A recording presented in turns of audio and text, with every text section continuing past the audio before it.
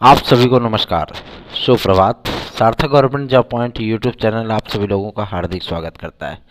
यदि आप इस चैनल पर नए हैं तो चैनल को सब्सक्राइब, वीडियो को लाइक, शेयर ये 3 कार्य कर लीजिए और बेल आइकन दबा करके रखिए ताकि आपको नोटिफिकेशन मिल जाए और आप उसे शेयर कर सकें। सार्थक government job point YouTube channel की इस वीडियो में आप सभी लोगों को काफ़ी महत्वपूर्ण इन्फॉर्मेशन प्रदान की जाएगी और आप लोगों से मैं रिक्वेस्ट करना चाहूँगा कि इस वीडियो में अंत तक बने रहिए और चैनल को अधिक से अधिक लोगों में शेयर करिए, ठीक है ना। क्योंकि आप सभी लोगों का संख्या बल हमारे लिए बहुत बड़ी ताकत है, ठीक है। और आपकी समस्याएं तभी मजबूती से रखी जा सकती हैं जबकि नेताओं को भी ये चीज़ें लगे कि हाँ हमारे पास अच्छा खासा संख्या बल है, ठीक है ना। तो आप लोगों से बारंबार रिक्वेस्ट है कि अधिक से अधिक लोगों में इस वीडियो को शेयर करिए, चैनल को सब्सक्राइब करिए और वीडियो को लाइक ज़रूर किया करिए। चलिए खबरों की शुरुआत कर लेते हैं। आप सभी लोगों को बताएंगे महत्वपूर्ण updates.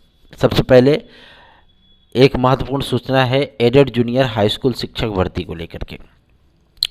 Added junior high school शिक्षक भर्ती के संबंध में कल सचिव बेसिक शिक्षा से मुलाकात देखने के लिए मिली थी और उनसे इस बात को लेकर के स्पष्टीकरण मांगा गया था कि आखिर एडेड जूनियर में पॉइंट क्या है, किस लिए ये भर्ती हो नहीं पा रही है। आखिर रिवाइज्ड रिजल्ट जारी होने के बाद भी अभी तक न तो श्रेष्ठता सूची जारी हुई है, न तो विद्यार्थियों की काउंसलिंग हुई है। आखिर इसमें अगर प्रक्रिया सीट नहीं है या प्रक्रिया किसी तरीके से पेचीदगी में फंसी, या तो इस भर्ती को पूरी तरीके से समाप्त कर दीजिए, रद्द कर दीजिए, ख़त्म कर दीजिए, या तो फिर इसका श्रेष्ठता सूची जारी करके काउंसलिंग आदि करा करके विद्यार्थियों को नियुक्तियाँ दी जाएँ।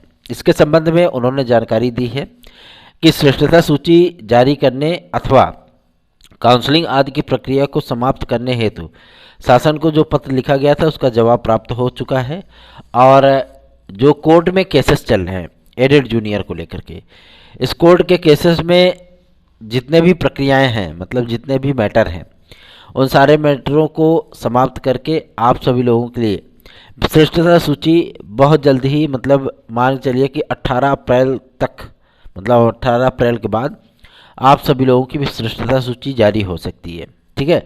और काउंसलिंग आदि की प्रक्रिया को उन्होंने स्पष्ट कर दिया था कि ऑनलाइन पूरा प्रोसेस होगा और चूंकि 69,000 शिक्षक भर्ती में काफ़ी सारे दांव पेच आ चुके हैं जिसको भी दूर करने का प्रयत्न किया जा रहा है। हमारी याचिका पे जो विद्यार्थियों को 3,500 विद्यार्थियों को लाभ मिला था, एक अंक उनको कॉमन देने की प्रक्रिया भी स्टार्ट हो चुकी है और चूंकि उसमें से काफ़ी सारे विद्यार्थी अंतिम रूप से चयनित भी हो रहे हैं। लगभग 10 ऐसे विद्यार्थी हैं जो कि थोड़ा सा मतलब कम मेरिट में थे और वो फाइनली मेरिट में नहीं आ पा रहे हैं इसकी वजह से, लेकिन उन्हें भी समायोजित करने का पूरा प्रयत्न किया जाएगा हमारे भी माध्यम से कि हम प्रयास करें कि उनका भी समायोजन हो जाए। इन समस्त विद्यार्थियों के लिए जो 69,000 का जो कार्य है आप सभी लोगों का, वो स्टार्ट हो चुका है और ये कार्य बहुत जल्दी ही संपादित कर लिया जाएगा। बात करते हैं आप सभी लोगों के कि एडेड जूनियर की प्रक्रिया कब तक समाप्त हो सकती है। तो देखिए सबसे बड़ी चीज़ ये है कि 69,000 शिक्षक भर्ती का जो रिवाइज्ड रिव्यू लिस्ट आप उसको बोल सकते हैं जो जारी होनी है, उसमें लगभग 15 से 18,000 विद्यार्थी वो बाहर हो रहे हैं, ठीक है ना। और ये लिस्ट आप सभी लोगों को 30 जून के पहले देखने के लिए मिलेगी, मतलब 30 मई तक आप सभी लोगों को ये लिस्ट देखने के लिए मिल जाएगी ताकि 1 जुलाई से जब विद्यालय ओपन हो, ठीक है ना, तो उन शिक्षकों को भी पता रहे कि भैया हमारी नौकरी है कि अथवा गई, ठीक है ना। तो ये सारी चीज़ें, ये सारी प्रक्रियाएं बहुत जल्दी ही अपनाई जाएंगी और 30 मई तक इस लिस्ट को जारी करने पर संभावनाएं जताई जा रही, कार्य इस पर स्टार्ट हो चुका है, ठीक है। और बहुत सारे विद्यार्थी इसमें बाहर हो रहे हैं, बहुत सारे मतलब बहुत सारे विद्यार्थी बाहर हो रहे हैं। ऐसे विद्यार्थियों का बाहर होना वास्तव में थोड़ा सा जो है मतलब कष्टदायक है, लेकिन चूँकि ये गलत हुआ था इसलिए जो है वो बाहर हो रहे हैं। आरक्षण किसी का भी हो, चाहे वो ओबीसी का हो, एससी का हो, एसटी का हो, दिव्यांगजन का हो या स्वतंत्रता संग्राम सेनानी का, जिसको जो हक या अधिकार सामाजिक न्याय के माध्यम से मिला है उसको प्रदान करना चाहिए, इसमें कोई गचर मचर नहीं करना चाहिए, है ना। और दूसरी चीज़ ये है कि जैसे इन विद्यार्थियों को हर तरीके की सुविधाएं प्राप्त होती हैं, वैसे ही हमारी जो मांग थी वो मुख्यमंत्री महोदय तक पहुंची। उन्होंने एक कमेटी का गठन किया और उस कमेटी में हाई पावर कमेटी का गठन किया था जिसमें ईडब्ल्यूएस के आरक्षण को लेकर के विश्लेषण देने की और रिपोर्ट देने की बात कही गई थी। और उस रिपोर्ट में स्पष्ट कहा गया था कि जिस तरीके से ओबीसी, एससी और एसटी अन्य रिजर्व कैटेगरियों को जिस तरीके से आयु सीमा में छूट दी जाती है, जिस तरीके से मेरिट में छूट दी जाती है या फीस वगैरह में छूट दी जाती है, ऐसी चीज़ों ईडब्ल्यूएस विद्यार्थियों के साथ भी होना चाहिए। चूँकि इनका 10% का रिजर्वेशन है, इसलिए इन सभी लोगों को कम से कम 3 वर्ष, अधिकतम 5 वर्ष एज रिलैक्सेशन मिलना चाहिए। अब चूंकि कई भर्ती संस्थानों में आप सभी लोगों ने देखा होगा कि कुछ भर्ती संस्थान आप सभी लोगों को एज रिलैक्सेशन देते हैं, कुछ भर्ती संस्थान आप लोगों को एज रिलैक्सेशन नहीं देते हैं, है ना। और जो विद्यार्थी वैकेंसी के इंतजार में ओवर एज हो चुके हैं उनका क्या, है ना। इन तमाम मुद्दों को लेकर के हमारी 27 सूत्री मांगे हैं, जिसको लेकर के आदरणीय मुख्यमंत्री श्री योगी आदित्यनाथ जी से हम लोग मिलने जाएंगे और तमाम मुद्दों को लेकर के हम सभी लोग इस पर डिस्कस करेंगे, उनके सामने अपनी समस्याएं रखेंगे। जाहिर सी बात है वो प्रदेश के मुखिया हैं, तो जाहिर सी बात है हमारी बातें अवश्य ही मानी जाएंगी और उसको वो गंभीरतापूर्वक सुनेंगे, क्योंकि इससे हमारे लाखों लाख भाई बहनों का उद्धार हो सकता है, लाखों लाख भाई बहनों का कल्याण हो सकता है। दूसरी महत्वपूर्ण सूचना है आप सभी लोगों के बीएड बनाम बीटीसी केस के फाइनल ऑर्डर को लेकर के। तो ये केस का ऑर्डर आप सभी लोगों को 20 अप्रैल के पहले देखने के लिए मिलने वाला है, मतलब 15 से 20 के बीच में आप लोगों को ये ऑर्डर देखने के लिए मिल जाएगा। पूरा क्लेरिफिकेशन हो चुका है, टाइपिंग हो चुकी है, ऑर्डर लिखा जा चुका है। और सबसे बड़ी चीज़ ये है कि इस ऑर्डर में काफ़ी लंबा चौड़ा ऑर्डर है, लगभग 1600-1700 पेज का यह ऑर्डर होगा। तो जाहिर सी बात है इतनी टाइपिंग में थोड़ा सा समय तो लगता ही है ना।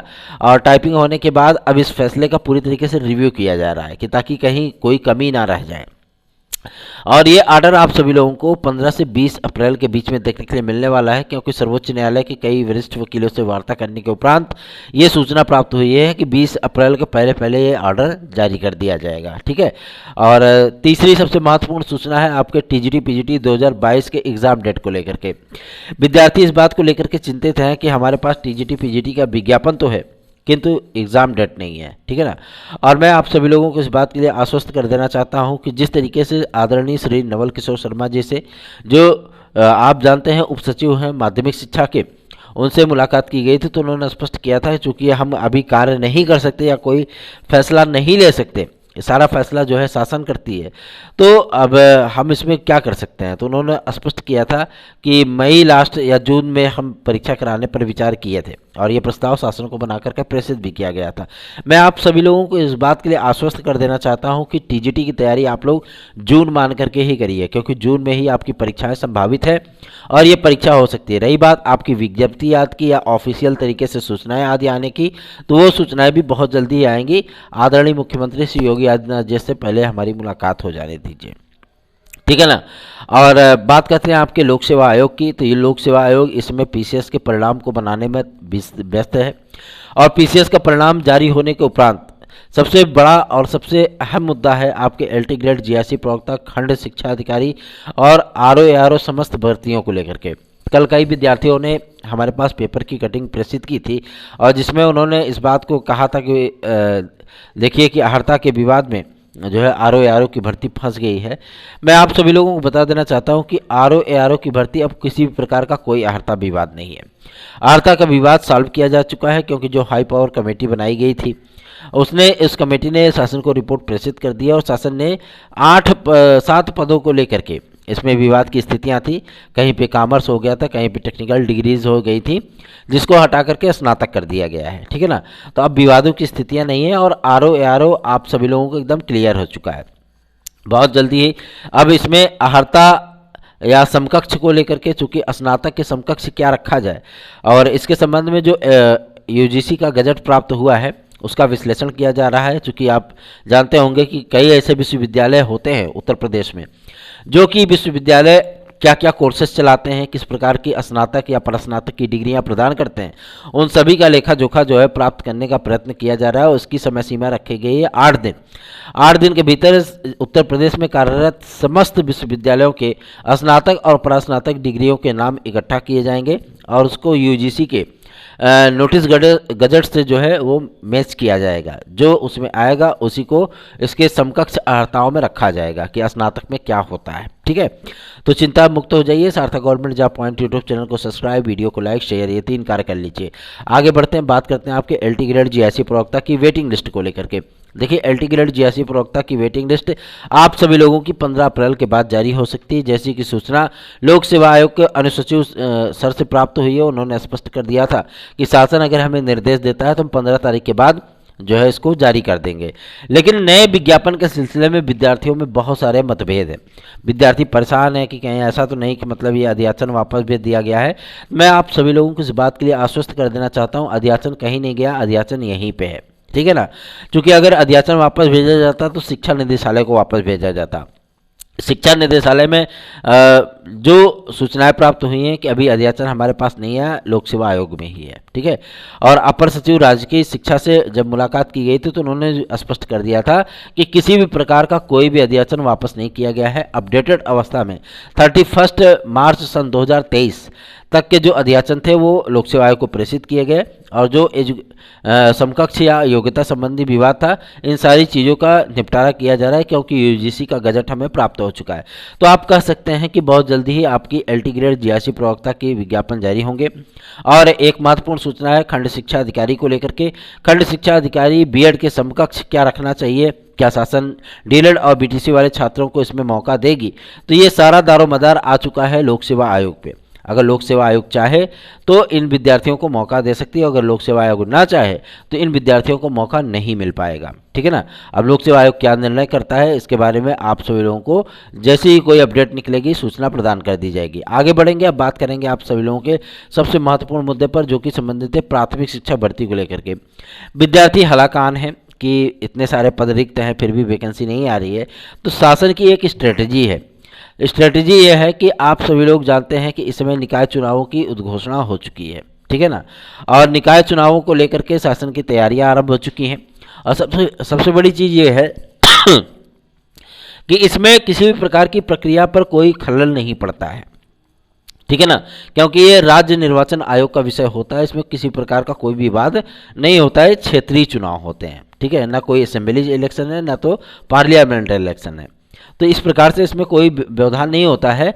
और शासन इस पे कैबिनेट बाय सर्कुलेशन में नए शिक्षा सेवा चयन आयोग के अधिनियम को 15 तारीख तक मंजूरी दे सकता है। और ये सूचना प्राप्त हुई है कि आपका ये नया आयोग 20 अप्रैल के बाद गठित हो सकता है, ठीक है ना।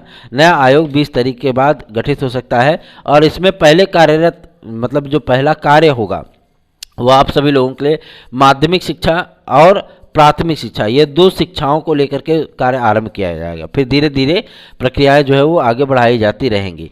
अब विद्यार्थी इस बात को लेकर के चिंतित होंगे कि उच्चतर शिक्षा सेवा चयन आयोग का क्या होगा। जो असिस्टेंट प्रोफेसर की भर्ती निकली है विज्ञापन संख्या 51, उसका एग्ज़ाम कब तक होगा। तो मैं आप सभी लोगों को बता देता हूँ कि आपका एग्ज़ाम अगस्त सितंबर में ही आपका ये पेपर होगा, ठीक है ना। क्योंकि उच्चतर शिक्षा सेवा चयन आयोग में ना तो इसमें कोई अध्यक्ष है ना सदस्य है, पूरा आयोग खाली पड़ा हुआ है। और आप जानते हैं कि इतने सारे भवन संस्थान सारे खाली पड़े हैं, तो जाहिर सी बात है वहाँ पर कोई कार्य तो हो नहीं रहा है। इसकी वजह से सारी प्रक्रियाएं ठप पड़ गई हैं। और तमाम चीज़ों को लेकर के अब विद्यार्थी जानते हैं कि इतने सारे पद खाली हैं। जैसा कि सूचनाएं प्राप्त हुई हैं कि लगभग 2,47,000 पद आपके केवल प्राथमिक में खाली हैं। और पदोन्नति के लिए जो लिस्ट आपकी 30 अप्रैल तक आने वाली थी, उस पदोन्नति में नई नियमावली बनाई जा रही है, नया प्रारूप बनाया जा रहा है, ठीक है ना। तो नया प्रारूप बनाने का तात्पर्य यह है कि आप सभी लोगों को जो मतलब पदोन्नति हुआ करती थी उसमें प्रधानाचार्यों की पदोन्नति नहीं हुआ करती थी, ठीक है ना, कि मतलब किसी को प्रधानाचार्य बनाया जाए। अब इस प्रक्रिया में उसको भी सम्मिलित किया जाएगा। और सबसे बड़ी चीज़ यह है कि जो टाइम पीरियड रहा है कि मतलब किस तरीके से शिक्षकों को पदोन्नति किया जाए, उनका प्रमोशन किया जाए, उसके टाइम पीरियड को थोड़ा सा कम किया जाएगा और कई सारे बदलाव किए जाएंगे, ठीक है ना। इसमें काफ़ी सारे अध्यापकों को इसका लाभ मिलेगा। एक महत्वपूर्ण सूचना है जो विद्यार्थियों से संबंधित है, स्मार्ट टैबलेट और स्मार्टफोन और टैबलेट आदि को बांटने के लिए निविदाएं जारी कर चुकी है गवर्नमेंट।